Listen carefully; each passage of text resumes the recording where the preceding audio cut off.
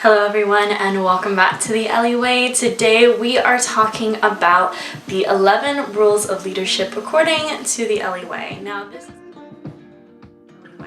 this is all stuff that is based on the last several years of being raised under leaders. Both my parents are very strong leaders, as well as being in the workforce and having to take on leadership roles. I'm super excited to be bringing you this video today. I don't know about you, but leadership tends to be something that can be quite intimidating. Whether you are talking to a leader or you are becoming a leader, it's very intimidating to step into such a big role. When you're leading, whether it's on a small scale, a large scale, you tend to find yourself wondering, where do I start? What am I supposed to do? What makes a good leader? So number one of the 11 tips is be a self-motivated learner. This is crucial to becoming a good leader because when you are a self-motivated learner, I find that you do what it is that you need to do. You find the resources, you read the books, you listen to the audios. Yes, that's all part of it, but also part of it is learning what works and what doesn't. Another way that you can put it is called a trial and error. Now, a lot of people go by this rule. They learn what works and what doesn't, especially in creating new teams and leading new teams. And for me, I found that when I was in leadership positions and I didn't quite know where to start, where to begin, how to deal with it, I found that searching after what it means to be a good leader for other people can help my brain decide, okay, what do I consider to be a good leader? And for me, that part of learning how to be a good leader is to be a self-motivated learner. A lot of times people that tend to struggle with being in leadership positions have a hard time because they're not giving themselves the self-education that they need because they are not motivating themselves. Number two is remembering that you are a powerful person. When you are in a leadership position, you are the one with the authority and the control. And so when you are, most of the time, when you are a leader, you are the one put in position of authority. So you need to remember that you yourself are a powerful person. Don't run from confrontation. This is something that is really, really hard, especially for people that are, they tend to not be great with confrontation. They don't like it. They don't like facing it. And even if you kind of look at them from one standpoint, you're like, oh, that person is so honest.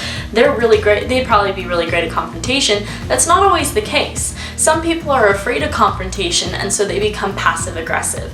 For me, I don't have that problem. I'm not a passive aggressive person. I am a much more aggressive, assertive person. And so for me, I don't like confrontation. I'm not going to stir up trouble because that's not mature and that's not what a leader would do. But when there is something that needs to be confronted, I don't typically run away from it. I typically go straight forward and I just say, hey, look, this is a problem. How are we going to deal with this? It's not, I'm attacking you because you're doing something wrong. It's, hey, this is a problem that can be fixed, in my opinion, from this over here. So how can we work on that? Sometimes it happens with communication. For example, if a team leader or a team member that you're working with who is also another leader, and you're having a hard time because they're not communicating, you can say, hey, there's a lack of communication and I can't do my part if I don't understand what's going on. So how are we going to work on our communication and make this so that this isn't a problem anymore? I'm going to suggest this product, and it is something that has really, not gonna lie, changed my life and changed the way that I view confrontation. And it's called Successful Confrontation by Lop Life Academy. This is by Danny Silk, and yes, he is a Christian, but I'm going to encourage you that even if you're not a Christian, part of being a self-motivated learner is looking at all fronts, right? Looking at all the different facets. So I suggest really looking and seeing, what can I glean from this? What can I learn from this? What is it that he's teaching that maybe nobody else is teaching? And I read a lot of leadership books. I listen to a lot of leadership audios, a lot of leadership podcasts, and this is just something that so speaks to me and I want to share it with you. So if you go to www.loplifeacademy, you will get this course and you search successful confrontation, you will have a much better understanding of types of people and how to confront each type of people.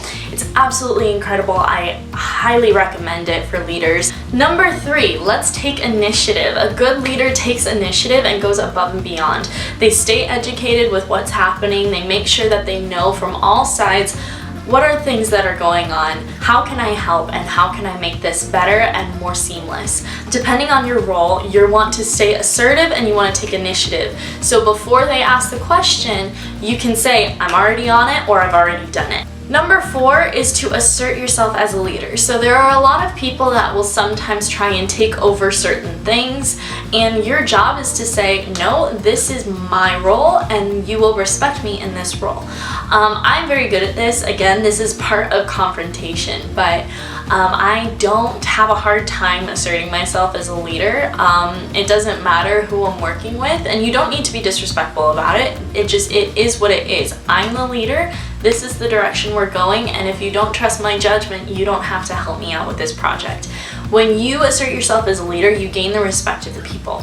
You gain ground with people, and people begin to understand and respect the fact that, oh, they're a leader. This is their thing, and we should respect and trust their judgment. Number 5 is similar to number 4, but in asserting yourself as a leader, you really want to make sure that you're also implementing culture. So implementing culture looks like setting an atmosphere, setting a tone, setting a workplace environment that you want people to walk into, and you want them to feel a certain way, you want them to walk a certain way, you want them to look a certain way. So this implementing culture is, what does that look like? Culture of honor. Implementing culture is so important when you're a leader, because a good leader implements culture. And and even then, bad leaders also implement culture. Number 6 is probably one of the ones that people struggle with the most, and this is be an expert at time management. And if you don't know how, you better learn. I think that this is just one of the most important things. People think I was crazy, but when I was in high school, I was doing a lot of stuff. I had dance, I was pursuing a professional career in dance, I was graduating high school, I was also helping out around the house. I did a lot of things during my senior year, and I owned my own company, which was Life on Point. So I had to figure out, how am I gonna fit all these things into my week? How am I going to fit all of these things into my day when you're dancing for almost 20 hours a week and you're doing all these other things that take up so much time? I'm going to suggest Amy Landino's calendar blocking, and I'll leave that in a card and also in the description below. Learning time management made more sense, again, with the self-education by watching her videos. She has a ton on time management. I highly recommend it, and she will be able to explain it so much better than I ever could. Go above and beyond. This is one of the most simple yet effective ways of being a good leader, improving leadership skills. One of the most disrespectful things that you could say in a workplace is, that's not my job. No, you should be able to do it all no matter what your job title is. Going above and beyond really shows your value, your worth, and it makes the company or your leaders above you value who you are, because you are going above and beyond. You want to look, how can I go above and beyond? What is it that I am controlling? What are all these things? How can I make things more streamlined? How can I make things go better? How can I make things better? How can I set up this whole program for success when a new successor comes and steps into my place?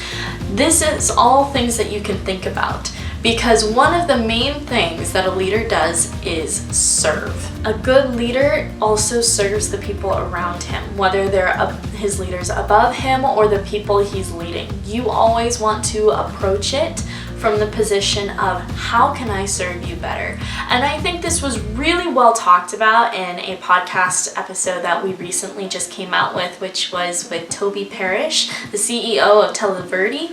And I think it is a really great episode for you guys to listen to, so I highly suggest it. This brings me to number 9, which is, don't adapt to the atmosphere around you. It's your job to influence it. As a leader, if you walk in somewhere and someone is doing something, you walk into a room and you can feel the tension or the stress, you don't have to adapt to that stress. You don't have to adapt or submit under that chaos, you walk in and you are the one that gets to influence it. For me, I have walked into many spaces where it's just fully chaotic and I start to feel like I'm going crazy, and I have to mentally and sometimes verbally check myself and say, no, I don't have to adapt to this atmosphere. It's my job to influence it with the piece that I walked in with.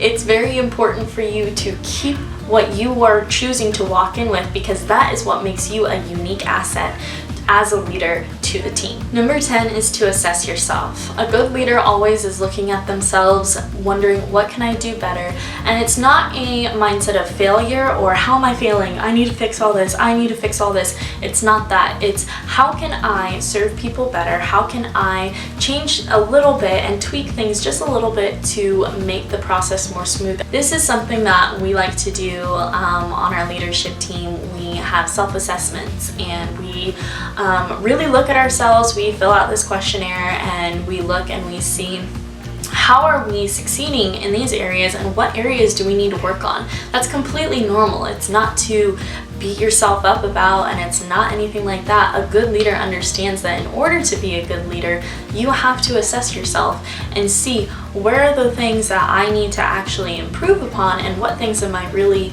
succeeding at. And finally, number 11 is very simple but impactful. And if you want to be a good leader, you have to desire to be a good leader. I think that's something that a lot of people don't realize is like one of the mindsets that you have to have when you are learning to be a leader. How can you be a good leader if you don't want to be a good leader? And so you have to decide for yourself, is leadership for me? Sometimes people want the power and the success that comes with leadership, but they don't want everything else, such as being a servant and serving others, and realizing that you have to self-assess yourself, and realizing that you're not going to be perfect and no one else is as well. Realizing that you're going to have to confront certain situations and certain people in order to make the workplace a better place. Not everyone wants to do that, but if you do and you decide, I want to be a good leader, then all previous 10 of these steps are going to come naturally to you. So if you have a desire to be a good leader, naturally you're going to become one. It's the power of manifestation, really. It's, hey, I want to be a good leader. Help me be a good leader, you know, and you're putting that out into the atmosphere, and eventually as you do your part, you are going to receive that back and you are going to become what it is that you are declaring over yourself. So with all that being said, I hope you guys enjoyed this video. If you guys did, please give it a thumbs up, and if you're new to my channel, please subscribe as well. I hope that you guys enjoyed this video. I will link the August issue in a card or in the description box down below so that you guys can read more up on that, and also everything else that I mentioned in this video will also be in the description box below. I hope you guys are having a wonderful day, and if you are a leader and you are wondering how you can become a better leader, and a more successful person in whatever it is that you're doing, I suggest listening to B.O.S.S Chats. We've been having some of the most prestigious people coming on our podcast, which we are so very blessed and very lucky to have. And B.O.S.S Chats is a podcast that me and my mom started as Boss Lady Duo, and so if you would like to listen to that, that is also in the description box down below. Alright, I feel like I've been rambling on for a long time, so I am going to go eat something and drink some coffee. I love you all, and I will see you in my next video. Bye-bye!